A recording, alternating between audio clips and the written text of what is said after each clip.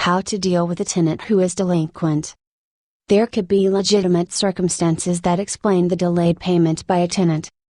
As a commercial landlord, you depend on tenants making timely rental payments. After all, you need the money to pay the bills that you have. When a tenant fails to pay on time, it affects the landlord's ability to cover their financial obligations for that specific property. With the financial downturn affecting businesses across North America, commercial landlords have to be aware of what their options are to remedy non-payment of rent. There are a number of steps that commercial landlords would be wise to follow.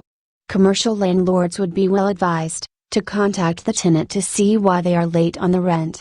There could be a legitimate circumstance that explains the delayed payment. A death in the tenant's family could also be having an impact on the ability of the business to operate. The possibility of a workplace accident cannot be ignored. A workplace accident could result in a shutdown and loss of business-related income for the tenant. By contacting the tenant, the landlord has an opportunity to make arrangements with the tenant to correct the payment problem. Following this method avoids costly legal entanglements and allows both parties to reach an equitable solution to the problem.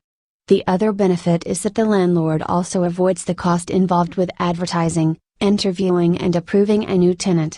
Distrain is a term that means seizing the tenant's property to recover rental arrears. Seizing a tenant's chattels is a complex process for a landlord to undertake.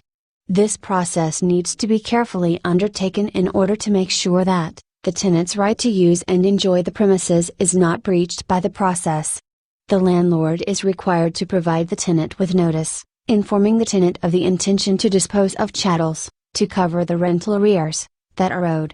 The process usually requires 2 independent appraisals of the chattels after a pre-specified period of time. The sale of chattels may, or may not, cover all expenses and rental arrears. If the sale does not cover the arrears, the landlord must sue the tenant to recover the remaining rental arrears. If the tenant informs a commercial landlord that he or she can no longer afford to lease the space, the landlord must decide whether to accept the fundamental breach or refuse it. Either way, the landlord will potentially have to go through the process of suing the tenant to recover any of the lost rental income.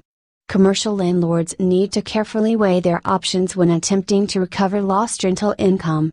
The best solution is often to find a way to work with the existing tenant to resolve any arrears before legal action is taken.